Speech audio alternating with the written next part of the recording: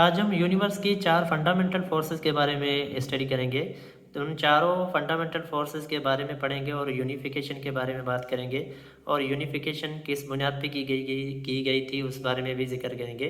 तो सबसे पहले हमारे पास जो फंडामेंटल फोर्सेस है वो है ग्रेविटेशनल फोर्स, दूसरी फोर्स है इलेक्ट्रोमैग्नेटिक फोर्स, तीसरी फोर्स है वीक न्यूक्लियर फोर्स और चौथी फंडामेंटल फोर्स है स्ट्रॉन्ग न्यूक्लियर फोर्स।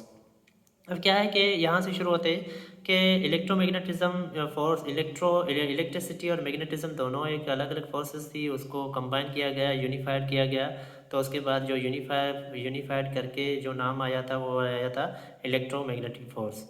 अब क्या था कि जो पुरानी इलेक्ट्रोमैग्नेटिज्म थ्योरीज थी वो थ्योरीज सारी की सारी इलेक्ट्रॉन को एज अ पार्टिकल तस्वर करती थी, उसके बिहाफ पे कैलकुलेशन की गई थी।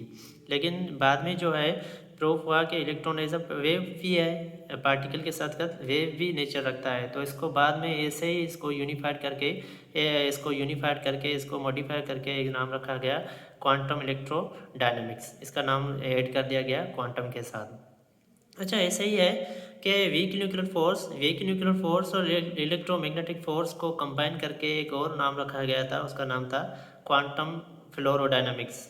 अच्छा, जो अब्दुल सलाम को इनाम मिला था, नोबेल प्राइज़ मिला था पाकिस्तान के जो अब्दुल सलाम, वो भी इन्हीं फोर्सेस को यूनिफाइड करने के बिहाफ पे मिला था।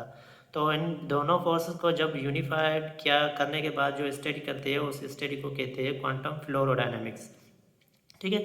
अच्छा, ऐसे ही है स्ट्रॉन्ग न्यूक्लियर फोर्सेस को स्टडी करते हैं क्वांटम क्रोमोडायनेमिक्स। अच्छा, क्वांटम का तो मतलब पता है, लेकिन ये क्रोम का मतलब है कलर।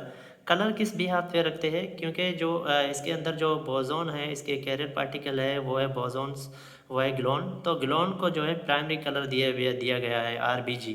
तो इसी वजह से इसको स्टडी करते हैं क्वांटम क्रोमोडायनेमिक्स इन दोनों को। अच्छा, क्या कहते हैं कि सारी फंडामेंटल फोर्सेस को कंबाइन करके यानी यूनिफाइड करके जो स्टडी की जाती है उसको कहते हैं GUT यानी ग्रांड यूनिफिकेशन थ्योरी। जो इस पे काम किया था, इस पे ज़्यादातर आज भी काम हो रहा है इसी थ्योरीज के अंदर। तो जो मैंने ये शॉर्टकट लिखे थे, एब्रीवेशन लिखे थे, उसके फुल फॉर्म कुछ इस तरह से है। पहला है क्वांटम क्रोमोडायनामिक्स, दूसरा है QED यानी क्वांटम इलेक्ट्रोडायनामिक्स, तीसरा है QFD यानी क्वांटम फ्लोरोडायनामिक्स, तीसरा है GUT यानी ग्रांड यूनिफिकेशन थ्योरी।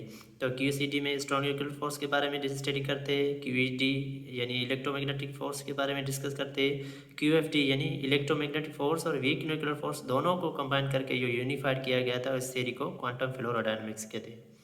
अच्छा, GUT यानी चारों फोर्सों को यूनिफाइड करके जो स्टडी करते हैं उसको ग्रांड यूनिफिकेशन थ्योरी कहते हैं। Thank you.